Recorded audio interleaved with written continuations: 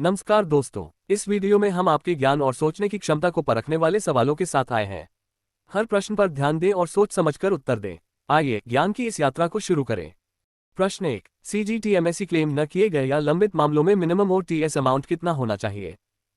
Option A 50% of eligible claim जोड़ general scheme amount. Option B 75% of eligible claim जोड़ general scheme amount. Option C 100% of eligible claim जोड़ general scheme amount. Option D केवल general scheme के अनुसार। इसका सही जवाब आपको कमेंट बॉक्स में देना होगा।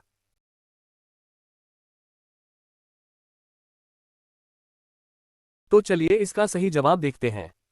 सही उत्तर है 75% ऑफ एलिजिबल क्लेम जोड़ जनरल स्कीम अमाउंट। चलिए अब अगले प्रश्न की ओर बढ़ते हैं। प्रश्न 2, स्पेशल OTS स्कीम फ्री 2024-25 में कौन सी एनपीए कैटेगरी एलिजिबल नहीं है? Option A doubtful I. Option B loss. Option C substandard. Option D doubtful 3। इसका सही जवाब आपको कमेंट बॉक्स में देना होगा।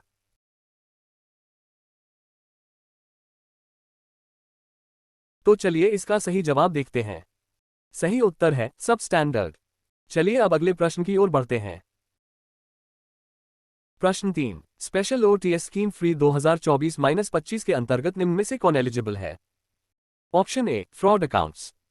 Option B sub standard NPA accounts. Option C technically write off to accounts.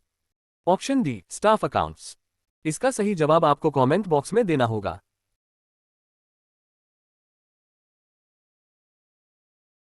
तो चलिए इसका सही जवाब देखते हैं। सही उत्तर है technically write off to accounts. चलिए अब अगले प्रश्न की ओर बढ़ते हैं। प्रश्न 4, निम्न में से कौन सा खाता स्पेशल OTS स्कीम फ्री 2024-25 के एक्सेप्शंस में आता है? Option A central state government guaranteed accounts. Option B technically write off accounts. Option C agriculture accounts above 10 lakh rupees. Option D cases pending before courts DRTS। इसका सही जवाब आपको comment box में देना होगा।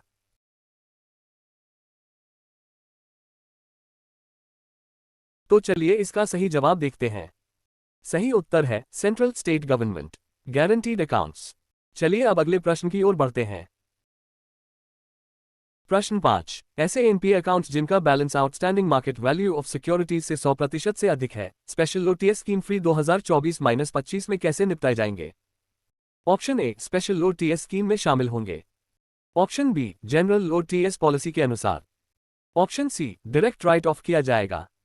ऑप्शन डी बोर्ड अप्रूवल से ही cover होंगे। इसका सही जवाब आपको कमेंट बॉक्स में देना होगा।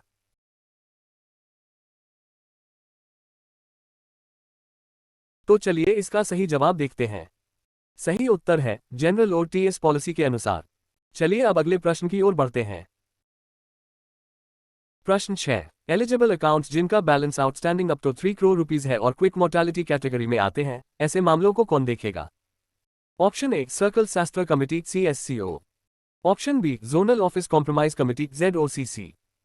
Option C HOCACI। Option D board of directors. इसका सही जवाब आपको कमेंट बॉक्स में देना होगा।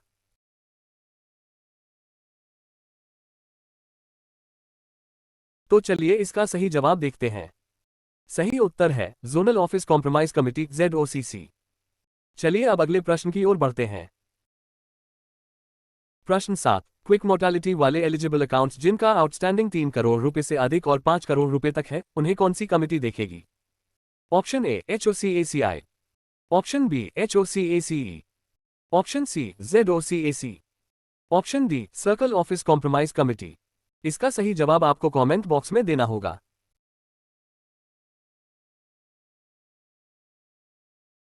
तो चलिए इसका सही जवाब देखते हैं। सही उत्तर है HOCACI। चलिए अब अगले प्रश्न की ओर बढ़ते हैं। प्रश्न 8, DB1 कैटेगरी के agriculture NPA accounts balance outstanding up to 10 lakh rupees के लिए और TS अमाउंट कितना है? Option A 55% of balance outstanding. Option B 65% of balance outstanding. Option C 70% of balance outstanding. Option D 80% of balance outstanding. इसका सही जवाब आपको कमेंट बॉक्स में देना होगा।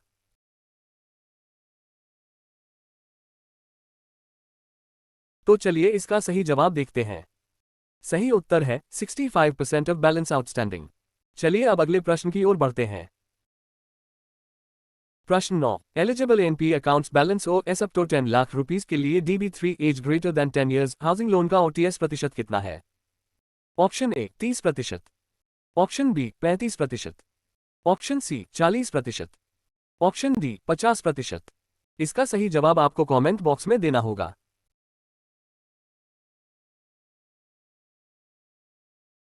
तो चलिए इसका सही जवाब देखते हैं। सही उत्तर है 40%। चलिए अब अगले प्रश्न की ओर बढ़ते हैं। प्रश्न 10, बैलेंस आउटस्टैंडिंग 10 लाख रुपए से अधिक और अप टू 5 करोड़ रुपीस वाले डाउटफुल टू अकाउंट्स में सिक्योर्ड पोर्शन का सेटलमेंट प्रतिशत कितना है? Option A 80%, option B 75%, option C 70%, option D 50%। इसका सही जवाब आपको कमेंट बॉक्स में देना होगा।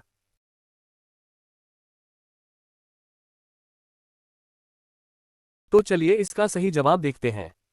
सही उत्तर है 75%। चलिए अब अगले प्रश्न की ओर बढ़ते हैं। प्रश्न 11, loss category balance greater than 10 lakh rupees up to 5 crore rupees में अनसिक्योर्ड पोर्शन का OTS अमाउंट कितना है? Option A 50%, option B 40%, option C 30%, option D 25%। इसका सही जवाब आपको कमेंट बॉक्स में देना होगा।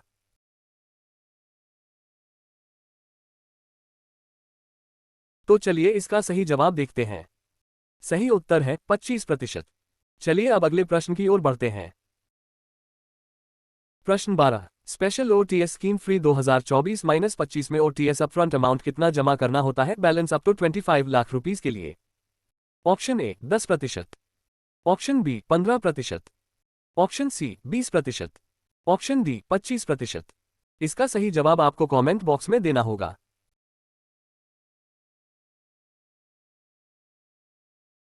तो चलिए इसका सही जवाब देखते हैं। सही उत्तर है 20%। चलिए अब अगले प्रश्न की ओर बढ़ते हैं। प्रश्न 13, यदि OTS अमाउंट को 90 दिन के बाद जमा किया जाता है तो अतिरिक्त ब्याज कितना चार्ज होगा?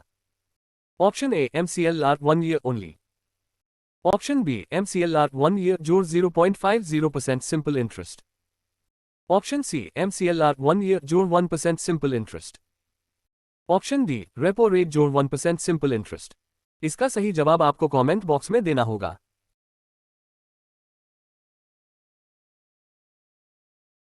तो चलिए इसका सही जवाब देखते हैं। सही उत्तर है MCLR 1 ईयर जोड़ 1% सिंपल इंटरेस्ट। चलिए अब अगले प्रश्न की ओर बढ़ते हैं। प्रश्न 14, OTS रीपेमेंट के लिए अधिकतम समय अवधि मैक्सिमम रीपेमेंट पीरियड कितनी है? Option A 90 days, option B 120 days, option C 150 days, option D 180 days. इसका सही जवाब आपको कमेंट बॉक्स में देना होगा।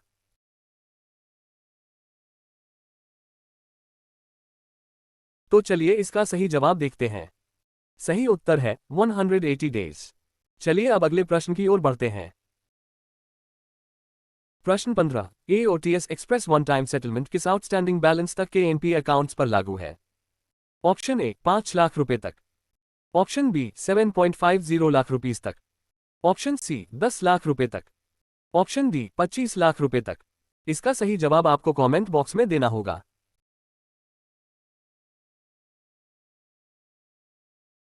तो चलिए इसका सही जवाब देखते हैं। सही उत्तर है 10 लाख रुपए तक। चलिए अब अगले प्रश्न की ओर बढ़ते हैं। प्रश्न 16, OTS प्रोसेस में बोरोअर किस माध्यम से OTS आवेदन कर सकता है? ऑप्शन ए सिर्फ ब्रांच विजिट करके, option B corporate website PNB one app से, ऑप्शन सी केवल कॉल सेंटर से, ऑप्शन डी केवल ईमेल रिक्वेस्ट से। इसका सही जवाब आपको कमेंट बॉक्स में देना होगा।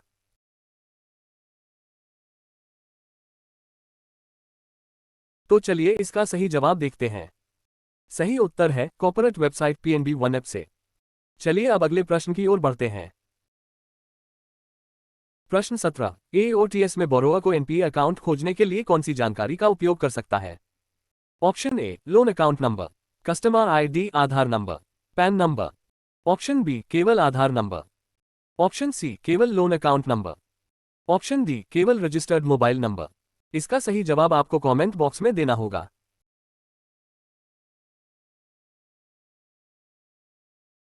तो चलिए इसका सही जवाब देखते हैं। सही उत्तर है loan account number, customer ID, Aadhaar number, PAN number. चलिए अब अगले प्रश्न की ओर बढ़ते हैं। प्रश्न 18, एओटीएस प्रोसेस में बोरोअर ओटीएस अमाउंट भुगतान करने के बाद कौन सा डॉक्यूमेंट जनरेट कर सकता है? Option A KYC certificate, option B sanction letter, option C new loan passbook, option D pledge certificate. इसका सही जवाब आपको कमेंट बॉक्स में देना होगा।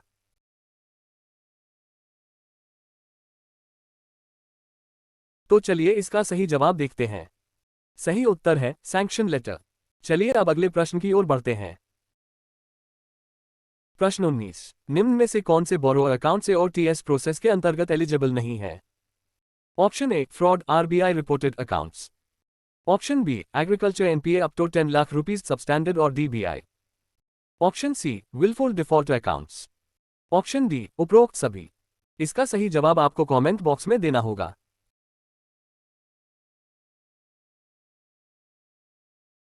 तो चलिए इसका सही जवाब देखते हैं। सही उत्तर है उपरोक्त सभी। चलिए अब अगले प्रश्न की ओर बढ़ते हैं। प्रश्न 20, एओटीएस में बोरो अपफ्रंट अमाउंट और फुल ओटीएस अमाउंट के बीच कोई भी राशि भर सकता है। यह सुविधा पाने के लिए उसे क्या करना होगा?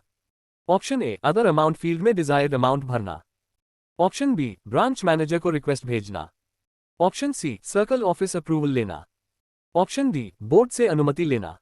इसका सही जवाब आपको कमेंट बॉक्स में देना होगा।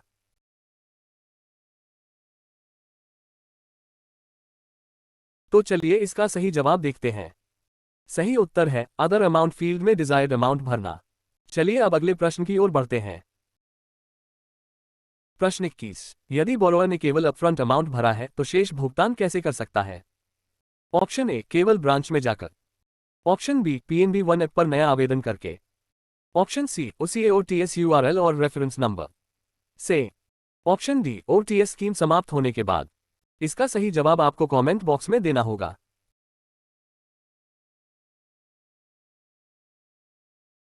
तो चलिए इसका सही जवाब देखते हैं। सही उत्तर है उसी एओटीएस यूआरएल और रेफरेंस नंबर से। चलिए अब अगले प्रश्न की ओर बढ़ते हैं। प्रश्न 22, एओटीएस में निम्न में से कौन सा अकाउंट एलिजिबल नहीं है? Option A quick mortality accounts, option B technically written off accounts, option C PMJD overdraft accounts, option D agriculture NPA above 10 lakh rupees. इसका सही जवाब आपको कमेंट बॉक्स में देना होगा।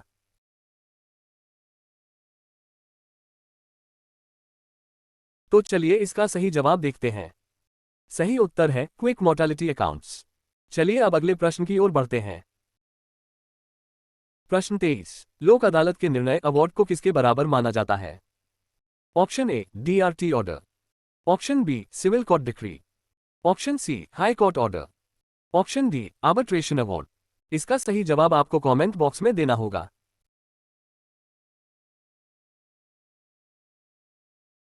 तो चलिए इसका सही जवाब देखते हैं। सही उत्तर है सिविल कोर्ट डिक्री। चलिए अब अगले प्रश्न की ओर बढ़ते हैं। प्रश्न 24, कितनी आउटस्टैंडिंग लिमिट तक के एनपीए अकाउंट्स को लोक अदालत में सेटलमेंट के लिए भेजा जा सकता है? ऑप्शन ए 5 लाख रुपए तक, ऑप्शन बी 10 लाख रुपए तक, ऑप्शन सी 20 लाख रुपए तक, ऑप्शन डी 50 लाख रुपए तक। इसका सही जवाब आपको कमेंट बॉक्स में देना होगा।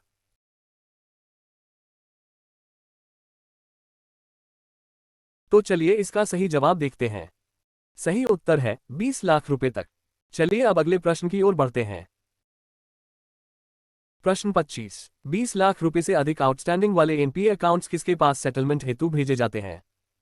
ऑप्शन ए सिविल कोर्ट लोक अदालत, ऑप्शन बी हाई कोर्ट लोक अदालत, ऑप्शन सी डीआरटी लोक अदालत, ऑप्शन डी सुप्रीम कोर्ट लोक अदालत। इसका सही जवाब आपको कमेंट बॉक्स में देना होगा।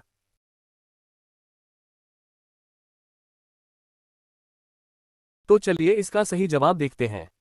सही उत्तर है डीआरटी लोक अदालत। चलिए अब अगले प्रश्न की ओर बढ़ते हैं। प्रश्न 26, डेट रिकवरी ट्राइब्यूनल डीआरटी की स्थापना किस अधिनियम के अंतर्गत हुई थी?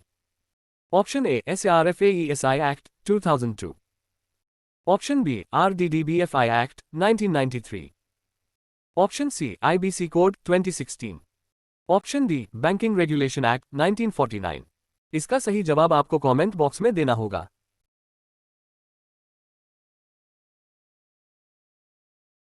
तो चलिए इसका सही जवाब देखते हैं। सही उत्तर है RDDBFI एक्ट 1993। चलिए अब अगले प्रश्न की ओर बढ़ते हैं। प्रश्न 27। DRT के प्रिजाइडिंग ऑफिसर को नियुक्त कौन करता है? Option A RBI, option B state government, option C central government, option D supreme court. इसका सही जवाब आपको कमेंट बॉक्स में देना होगा।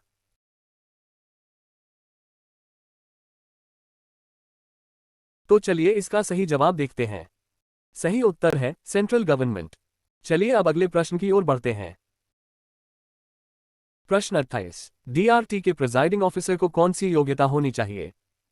ऑप्शन ए IAS अधिकारी होना चाहिए, ऑप्शन बी डिस्ट्रिक्ट जज के रूप में कार्य करने की योग्यता, ऑप्शन सी बैंक चेयरमैन होना चाहिए, ऑप्शन डी चार्टर्ड अकाउंटेंट होना चाहिए। इसका सही जवाब आपको कमेंट बॉक्स में देना होगा।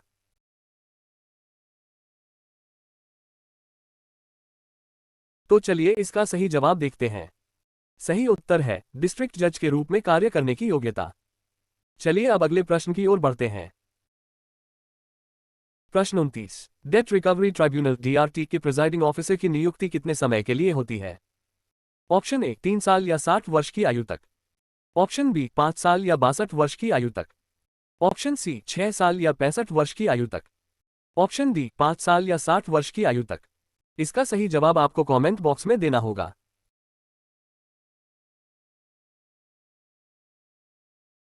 तो चलिए इसका सही जवाब देखते हैं। सही उत्तर है 5 साल या 62 वर्ष की आयु तक। चलिए अब अगले प्रश्न की ओर बढ़ते हैं। प्रश्न 30। DRT में प्रिजाइडिंग ऑफिसर की सहायता के लिए सरकार किन अधिकारियों की नियुक्ति कर सकती है? ऑप्शन ए रजिस्ट्रार और recovery officer, option B only registrar, option C only recovery officer, option D deputy जज। इसका सही जवाब आपको कमेंट बॉक्स में देना होगा।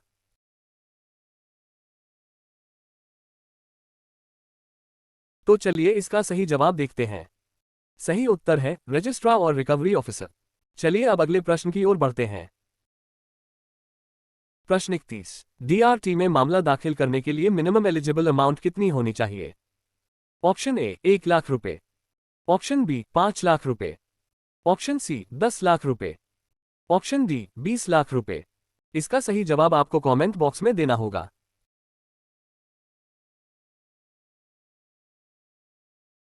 तो चलिए इसका सही जवाब देखते हैं। सही उत्तर है 20 लाख रुपए। चलिए अब अगले प्रश्न की ओर बढ़ते हैं। प्रश्न 32। DRT में सरकार मिनिमम एलिजिबल अमाउंट को 20 लाख रुपए से घटाकर न्यूनतम कितनी कर सकती है?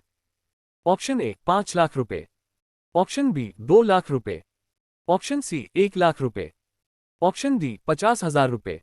इसका सही जवाब आपको कमेंट बॉक्स में देना होगा।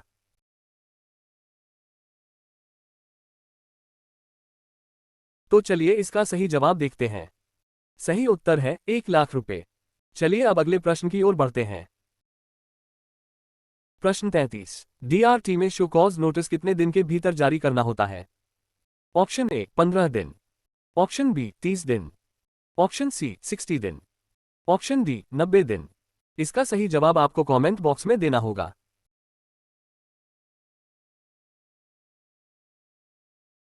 तो चलिए इसका सही जवाब देखते हैं। सही उत्तर है 30 दिन। चलिए अब अगले प्रश्न की ओर बढ़ते हैं। प्रश्न 34। DRT में किसी केस का निपटान डिस्पोजल अधिकतम कितने दिन में अपेक्षित है? ऑप्शन ए 90 दिन, ऑप्शन बी 120 दिन, ऑप्शन सी 150 दिन, ऑप्शन डी 180 दिन। इसका सही जवाब आपको कमेंट बॉक्स में देना होगा।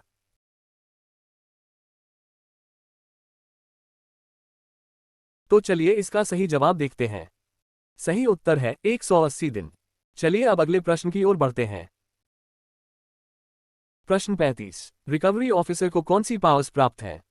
ऑप्शन ए केवल समन्स भेजने का, ऑप्शन बी केवल अरेस्ट करने का, ऑप्शन सी अटैचमेंट वसूली जैसी पावर्स इनकम टैक्स एक्ट के अंतर्गत, option D bank audit powers. इसका सही जवाब आपको कमेंट बॉक्स में देना होगा।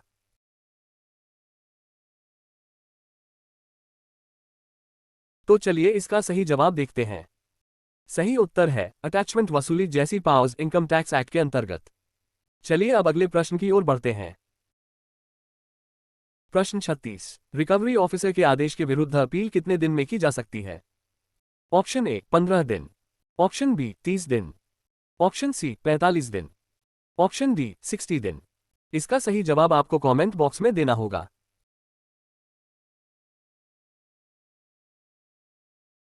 तो चलिए इसका सही जवाब देखते हैं। सही उत्तर है 30 दिन।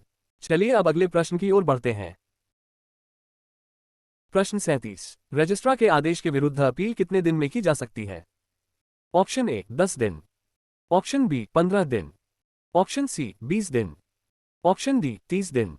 इसका सही जवाब आपको कमेंट बॉक्स में देना होगा।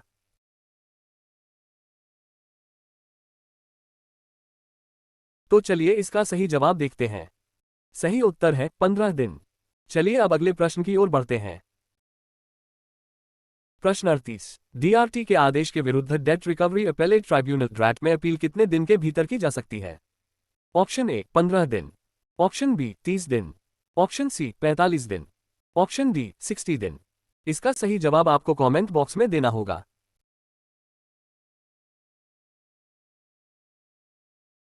तो चलिए इसका सही जवाब देखते हैं। सही उत्तर है 30 दिन। चलिए अब अगले प्रश्न की ओर बढ़ते हैं। प्रश्न 39। ड्रैट में अपील करते समय बोरोअर को डीआरटी द्वारा तय की गई देनदारी का कितने प्रतिशत जमा करना अनिवार्य है? Option A 10%, option B 25%, option C 50%, option D 75%। इसका सही जवाब आपको कमेंट बॉक्स में देना होगा।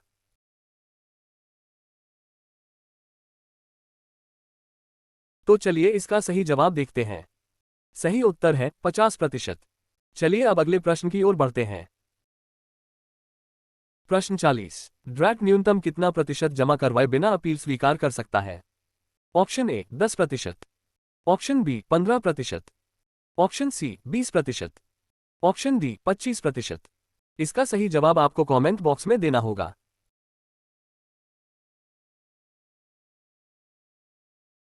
तो चलिए इसका सही जवाब देखते हैं। सही उत्तर है 25%। चलिए अब अगले प्रश्न की ओर बढ़ते हैं। प्रश्न 41। ड्रैट का चेयरपर्सन कितने समय के लिए नियुक्त होता है? ऑप्शन ए 5 साल या 62 वर्ष की आयु तक, ऑप्शन बी 5 साल या 65 वर्ष की आयु तक, ऑप्शन सी 6 साल या 62 वर्ष की आयु तक, ऑप्शन डी 6 साल या 65 वर्ष की आयु तक। इसका सही जवाब आपको कमेंट बॉक्स में देना होगा।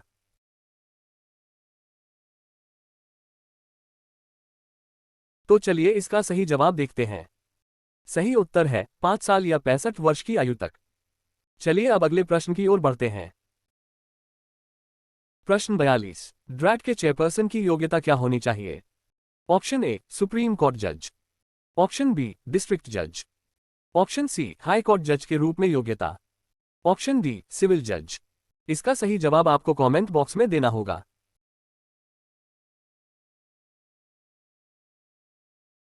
तो चलिए इसका सही जवाब देखते हैं। सही उत्तर है हाई कोर्ट जज के रूप में योग्यता। चलिए अब अगले प्रश्न की ओर बढ़ते हैं। प्रश्न 43। ड्रैट का चेयरपर्सन बनने के लिए प्रिजाइडिंग ऑफिसर के रूप में न्यूनतम कितने वर्ष का अनुभव होना चाहिए?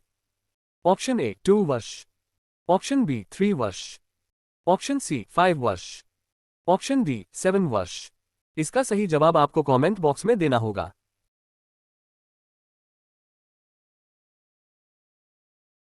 तो चलिए इसका सही जवाब देखते हैं। सही उत्तर है 3 वर्ष। चलिए अब अगले प्रश्न की ओर बढ़ते हैं।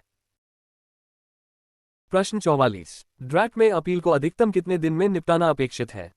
ऑप्शन ए 90 दिन, ऑप्शन बी 120 दिन, ऑप्शन सी 150 दिन, ऑप्शन डी 180 दिन। इसका सही जवाब आपको कमेंट बॉक्स में देना होगा।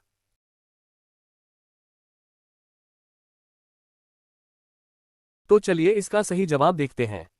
सही उत्तर है 180 दिन। चलिए अब अगले प्रश्न की ओर बढ़ते हैं। प्रश्न 45। डीआरटी में 10 लाख रुपए से कम दावे क्लेम पर फीस कितनी है? ऑप्शन ए 10,000 रुपए, ऑप्शन बी 12,000 रुपए, ऑप्शन सी 15,000 रुपए, ऑप्शन डी 20,000 रुपए। इसका सही जवाब आपको कमेंट बॉक्स में देना होगा।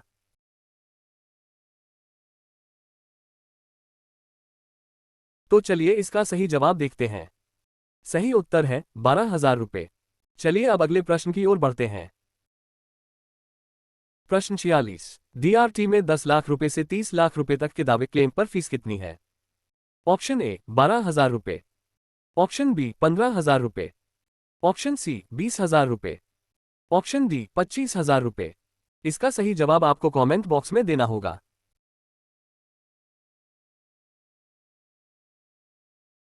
तो चलिए इसका सही जवाब देखते हैं। सही उत्तर है 12,000 रुपये। चलिए अब अगले प्रश्न की ओर बढ़ते हैं। प्रश्न 47। डीआरटी में 30 लाख रुपए से अधिक दावे क्लेम पर फीस कितनी है? ऑप्शन ए 20,000 रुपये, ऑप्शन बी 25,000 रुपये, ऑप्शन सी 30,000 रुपये, ऑप्शन डी 35,000 रुपये। इसका सही जवाब आपको कमेंट बॉक्स में देना होगा।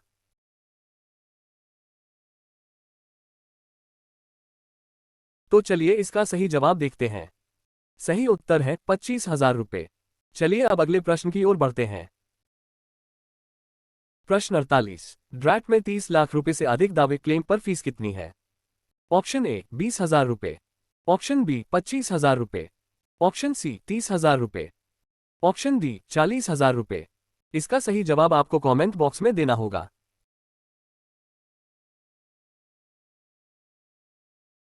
तो चलिए इसका सही जवाब देखते हैं। सही उत्तर है 30,000 रुपये। चलिए अब अगले प्रश्न की ओर बढ़ते हैं। प्रश्न 49। डीआरटी में रिकवरी सर्टिफिकेट आरसी किसे जारी किया जाता है? Option A registrar, option B presiding officer, option C recovery officer, option D appellate authority. इसका सही जवाब आपको कमेंट बॉक्स में देना होगा।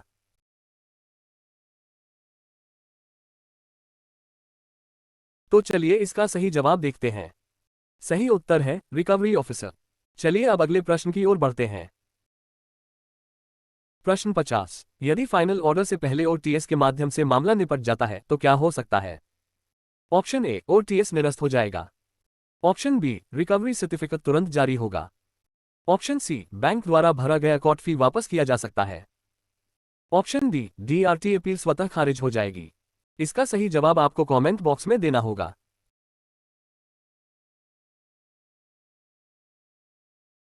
तो चलिए इसका सही जवाब देखते हैं।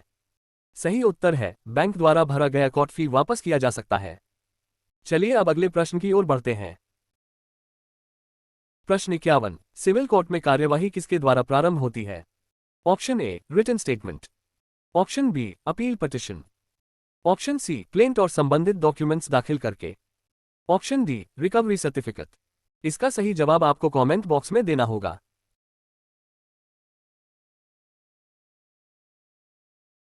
तो चलिए इसका सही जवाब देखते हैं। सही उत्तर है क्लेंट और संबंधित डॉक्यूमेंट्स दाखिल करके। चलिए अब अगले प्रश्न की ओर बढ़ते हैं। प्रश्न 52। सिविल कोर्ट में डिफेंडेंट को समन्स की सेवा की तिथि से कितने दिनों में रिटन स्टेटमेंट दाखिल करना होता है? ऑप्शन ए 15 दिन, ऑप्शन बी 30 दिन, ऑप्शन सी 45 दिन, ऑप्शन डी 60 दिन। इसका सही जवाब आपको कमेंट बॉक्स में देना होगा।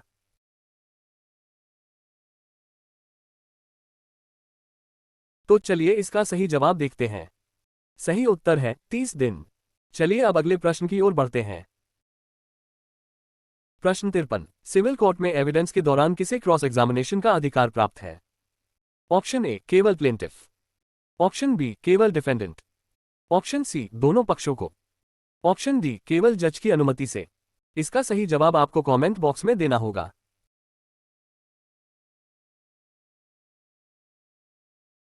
तो चलिए इसका सही जवाब देखते हैं। सही उत्तर है दोनों पक्षों को। चलिए अब अगले प्रश्न की ओर बढ़ते हैं। प्रश्न 54। सिविल कोर्ट में समन्स किस प्रकार से भेजे जा सकते हैं?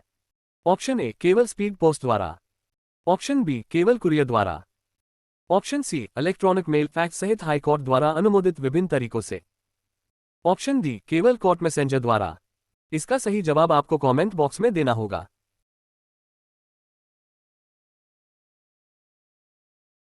तो चलिए इसका सही जवाब देखते हैं। सही उत्तर है इलेक्ट्रॉनिक मेल फैक्स सहित हाई कोर्ट द्वारा अनुमोदित विभिन्न तरीकों से। चलिए अब अगले प्रश्न की ओर बढ़ते हैं। प्रश्न 55। फाइनल डिक्री के लिए एप्लीकेशन दाखिल करने की लिमिटेशन पीरियड कितनी है? ऑप्शन ए 1 वर्ष, ऑप्शन बी 2 वर्ष, ऑप्शन सी 3 वर्ष, ऑप्शन डी 5 वर्ष। इसका सही जवाब आपको कमेंट बॉक्स में देना होगा।